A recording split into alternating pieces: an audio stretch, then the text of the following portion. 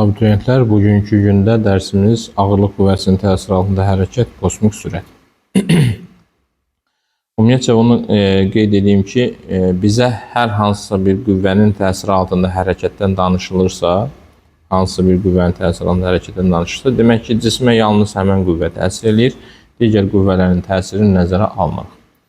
İndi ağırlıq qüvvəsinin təsiri altında hərəkətdə cismə təsir edən qüvvəmiz sadəcə ağırlıq qüvvəsidir. Ona görə Newtonun ikinci qanununa görə bizim EMA-mız F ağırlığa bərabərdir. Və ağırlıq qüvvəsi cismə şaquli istiqamətdə təsir göstərdiyinə görə artıq biz təcilin Y oxu üzərindəki proyeksiyasından danışacağıq. AY-imiz bərabər olacaq mənfi J-yə. Çünki biz Y oxunu yuxarı doğru götürdükdən, çünki Y oxunun istiqaməti yuxarı doğrudur, onda bizim aldığımız təcilimiz proyeksiyasının zamandan asılılıq qrafiki mənfi J-yə bərabər olacaq. Çünki J həmişə aşağı doğru yerin mərkəzinə doğrudur. Yəni, bizim bildiyimiz hərəkət tənliklərimizdə təcilin yerinə həmişə J-ni yazacaq. Modul olaraq J-ni yazacaq, istiqamət olaraq da nəzərə alsaq mənfi J yazacaq. Birinci, gəlin sərbəst düşən cisimdən danışaq. Sərbəst düşən cisim.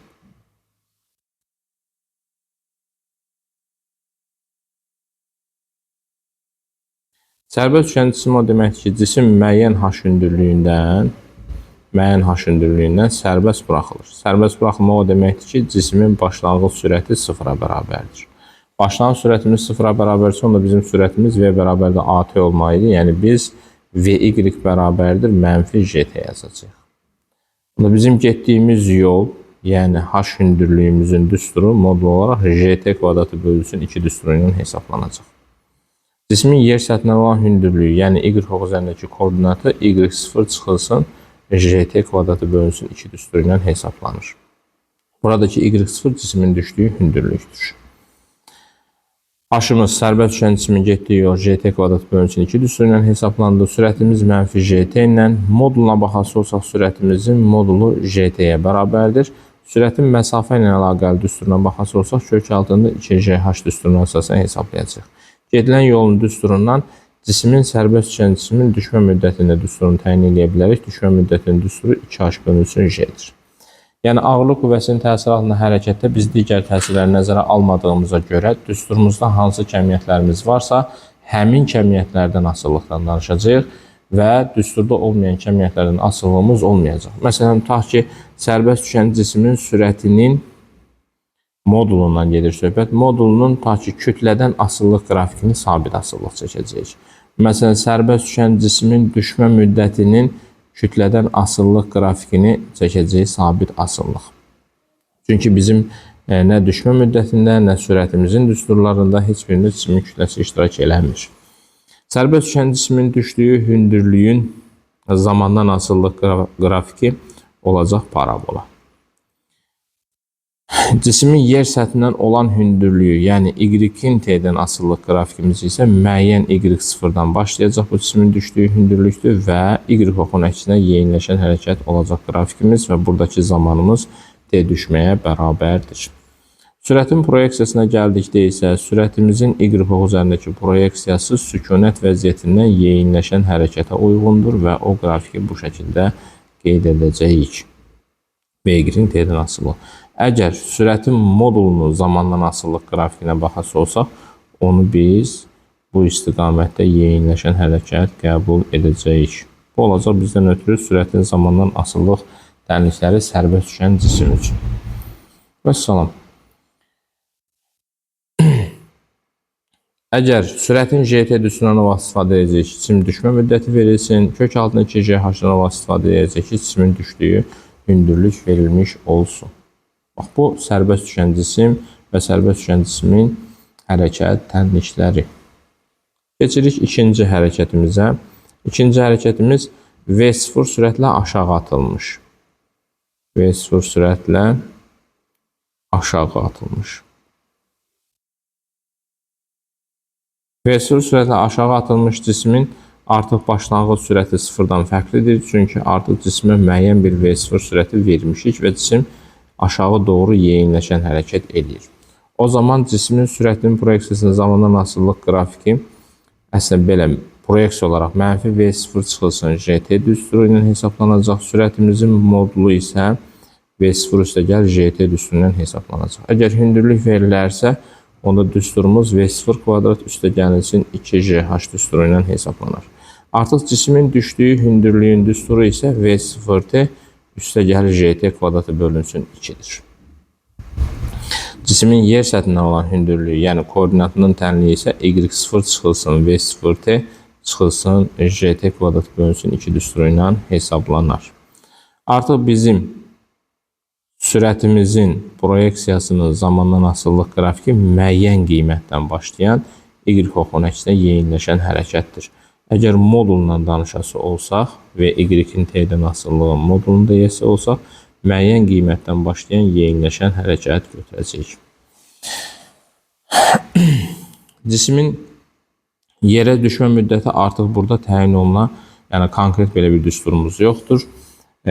Cismin düşmə müddətini ya hündürlük verilərsə hündürlükdən kvadrat tənlikdən tapılacaq, ya sürət verilərsə sürətin tənliyindən düşmə müddətimiz tapılacaq. Məsələn, tutaq ki, bizə deyə bilər ki, V0 bərabərdir 30 metr bölünsün saniyə sürətlə aşağı atılmış cismin yerə çatanandakı sürəti V bərabərdir 60 metr bölünsün saniyədir. Cismin düşmə müddətini tapın. Artıq biz V bərabərdir V0 üstəgəl JT düsturuna əsasən 60 bərabərdir 30 üstəgəlinsin 10T tənliyini yazıb, buradan 10T bərabərdir 30-a, T də bərabərdir 3-ə. Artıq cismin 3 saniyə ərzində yerə çatdığını təyin edə bilərik. Və yaxud da bizə hündürlük verilər, hündürlükdə kvadrat tənlikdən düşmə müddətini tapa bilərik. Yəni, sərbəst düşən cismin düşmə müddətinin düsturu kök altında 2H bölünsün J idi. Yəni, bu düstur kimi hazır düsturumuz yoxdur. Ya kvadrat tənlikdən hündürlük verilərsə, ya da xətti tənlikdən sürət verilərsə, düşmə müddətini təyin edə bilərik. Buradan bizdən hərəkətin formasını soruşa bilər. Y oxun əksinə yeyinləşən hərəkətdir və hərəkət trayektoriyamızda düz xətt olacaq. Keçirik 3-cü hərəkətimizə. 3-cü hərəkətimizdə V0 sürətlə yuxarı atılmış cisimdir. V0 sürətlə yuxarı atılmış cisim.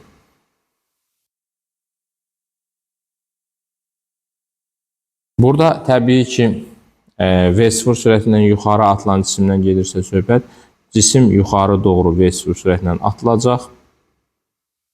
O cisim başlayacaq hərəkət etməyə yuxarı doğru və bu cisimə təsir edən ağırlıq qüvvəsi aşağı doğru yönələcək. Artıq qüvvə ilə yer dəyişmə əks istiqamətdə yönəldiyinə görə bura olsun bizdən ötürü H maksimal. Ağırlıq qüvvəsi ilə sürət əks istiqamətdə yönəldiyinə görə şaquli yuxarı atılan cisim əvvəlcə yavaşayan, yazıram bura, əvvəlcə yavaşayan, sonra isə yeyinləşən hərəkət edər. Yavaşayan hərəkət etdiyi üçün biz sürətin düsturunu VY bərabərdir V0 çıxılsın JT düsturu ilə hesablayacağıq. Hündürlüklə əlaqəli düsturumuz verilərsə kök altında V0 kvadrat çıxılsın 2GH düsturu ilə hesablayacağıq. Və bizim hündürlüyümüzün düsturu V0T çıxılsın JT kvadratı bölünsün 2 düsturu ilə hesablana bilər. Və yaxud da H-ımız V0 kvadrat çıxılsın V kvadrat bölünsün 2J düsturu ilə hesablana bilər. Y-imiz isə Y0, yəni Y0-ımız 0-dır, elə Y-imiz də H-a bərabər olacaq. Çünki yer səthindən atılıbsa, Y-imiz elə H-ın özünə bərabərdir. Amma yer səthindən müəyyən hündürlükdən atılıbsa, onda Y-imiz Y0 üstəgəl V0T çıxılsın JT kvadratı bölünsün 2 düsturu ilə hesablana bilər. Bu düsturu o vaxt hesablayacağıq ki, yer səthindən müəyyən hündürlükdən atılsın. Amma yer səthindən atılıbsa, artıq bizim Y0-ımız 0 olduğuna görə elə Y-imiz H-a bərabərdir. Bu, cismin H maksimal hündürlüyünə qalxma müddətinə çatana qədər hərəkət tənlikləridir ki, cisim H maksimala gələcək, burada cisim dayanacaq, dayandıqdan sonra sükunət vəziyyətindən sərbəst düşən cismin hərəkətini davam elətdirəcək. İndi cismin son sürətinin 0-a bərabər olduğu ana uyğun hesablanan zamana qalxma müddəti deyilir. qalxma müddəti deyilir. Son sürətimizə 0 desək, onda biz qalxma müddəti üçün belə bir ifadə alarıq. V0 bölünsün J ifadəsini alarıq. Cisim hansı müddətə digər təsirlər nəzərə alınmadığına görə hansı müddətə qalxırsa, həmin müddətə də düşər. Ona görə də düşən müddətimizin də düsturu V0 bölünsün J-yə bərabərdir. Onda bizim cisimimizin uçuş müddəti, cismin yəni havada qalma müddəti, qalxma müddəti ilə düşmə müddətlərinin cəmidir. Ona görə də bizim uçuş müddətimiz 2V0 bölünsün J düsturu ilə hesablanacaq. Yəni, buradan da görürük ki, uçuş müddəti, qalxma müddəti yalnız başlanğıc sürətdən asılıdır. Kütlədən asıllıq yoxdur. Elə düsturları yazmışkən qrafiklərini də aşağısından çəkək. V0-dan düz mütənasib asılıdır. Bu şəkildə eləcə də uçuş müddətimiz də V0 ilə düz mütənasib asılıdır. Amma heç biri kütlədən asılı deyil. Belə. Bu oldu bizim uçuş müddətimiz və qalxma müddətimiz. İndi cismin son sürətin 0-a bərabər olduğu hündürlüyə də maksimal qalxma hündürlüyü deyilir. Çünki cismin son sürəti 0 olduğuna görə cisim artıq həmin hündürlükdən yuxarı qalxa bilməyəcək. Qalxa bilmədiyi üçün artıq cismin H maksimalının düsturu, bax bu düsturda, bax bu tənlikdə, buranı dairəyə alıram. Bu tənliyimizdə V-yə son sürətə 0 desək, onda bizim hündürlüyümüz maksimal qalxma hündürlüyü olar və maksimal qalxma hündürlüyümüzün düsturu V0 kvadrat bölünsün 2J olar. Əgər mən V0-ın yerinə JT qalxma və yaxud da V0-ın yerinə JT uçuş bölünsün 2 ifadəsini yazsam, buradakı düsturlardan istifadə edərək təyin elədim onu, onda biz H maksimal üçün hansı ifadələrdə yaza bilərik? H maksimalımız bərabərdir. JT qalxmanın kvadratı bölünsün 2 və yaxud da H maksimalımız bərabərdir. JT uçuşun kvadratı bölünsün 8 düsturundan istifadə edə bilərik. Burada da yenə verilən kəmiyyətlərə görə artıq biz hündürlük tapa biləcəyik. Əgər bizə başlanğıc sürət verilibsə birinci düsturdan, qalxma müddəti verilibsə ikinci, uçuş müddəti verilibsə üçüncü düsturdan istifadə edərək maksimal qalxma hündürlüyünü təyin edə bilərik. Belə. İndi gəlin burada biz asıllıq qrafiklərimizi təyin edək. Bizim yer dəyişməmizin zamandan asıllıq qrafikinə baxası olsaq, yer dəyişməmizin zamandan asıllıq qrafikinə baxası olsaq,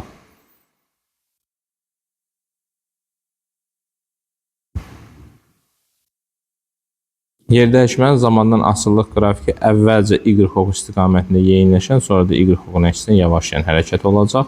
Artıq bura uyğun zamanımız qalxma müddətidir, bura isə uçuş müddətidir. Yəni artıq qrafiklərdən bilmək lazımdır ki, hansı kəmiyyətə hardan götürəcək. Şaquli yuxarı atılan cisim eyni hündürlükdə 2 dəfə olacaq şagirdlər. Bir qalxanda görəcək həmən cismi həmin hündürlükdə, bir də geri qaydan da görəcək. Və bizim eyni hündürlüyə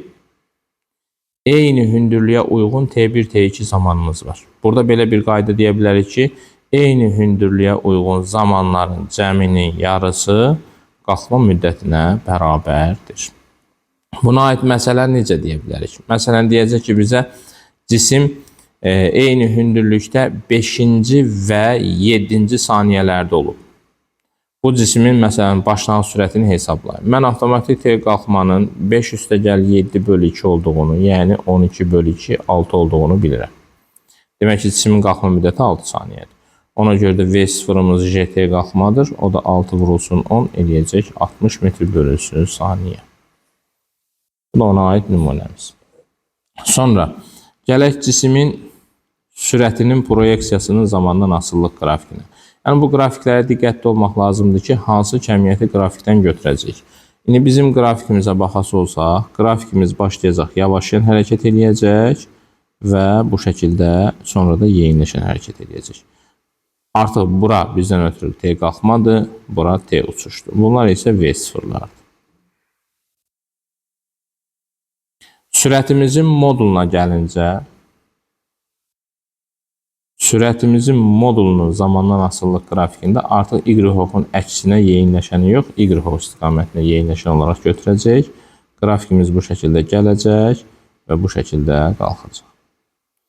Bu olur bizdən ötürü T qalxma, Bura olur bizdən ötürü T uçuş. Burada yenə bizdən ötürü olacaq V0 başlanğıc sürətimiz. Bu sürətin modulunun zamandan asıllıq qrafikidir.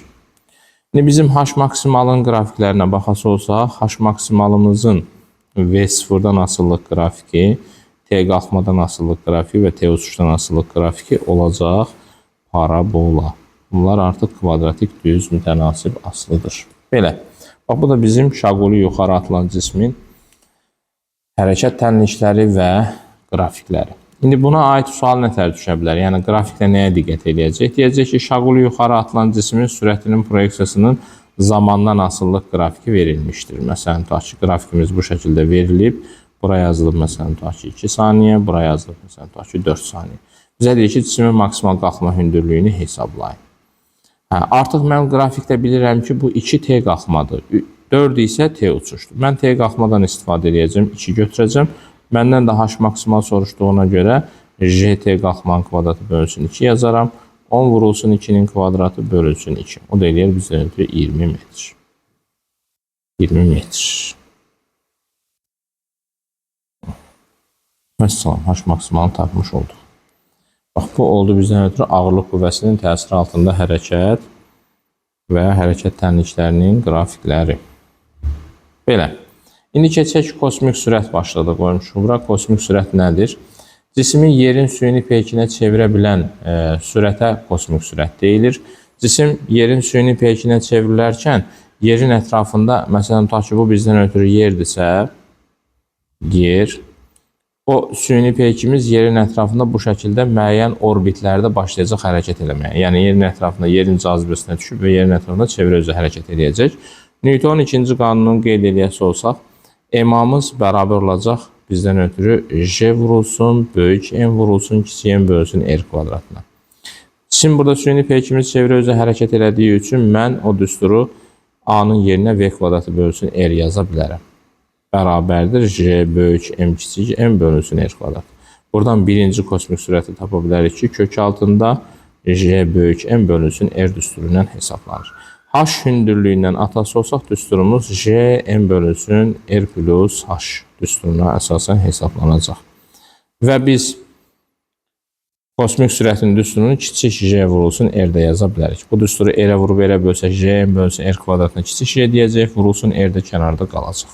Bu, bizim birinci kosmik sürətimizin düsturlarıdır. Biz burada sürət çevrə özü hərəkət elədiyinə görə 2 pi R bölünsün T düsturundan da istifadə edə bilərik və Kepler qanununu təyin edəcək buradan.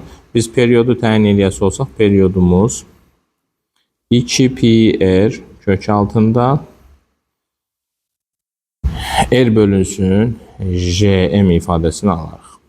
İndi buradan da Kepler qanunu olaraq deyir ki, kosmik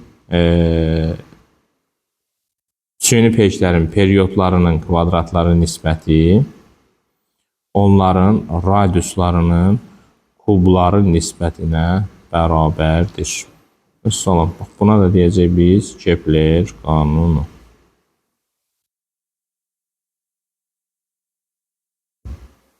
Bu qədər. Kanalımıza abunə olmağı unutmayın. Bəyənin, paylaşın ki, digər şagirdlərimiz də bu təkrarlardan istifadə etsin. Sadəcə məqsədimiz buradakı düsturları sizə xatırlatmaqdır. Bu dərsə aid nümunə testlərimizdə olacaq. Diqqətinizə görə təşəkkür edirəm. Sağ olun.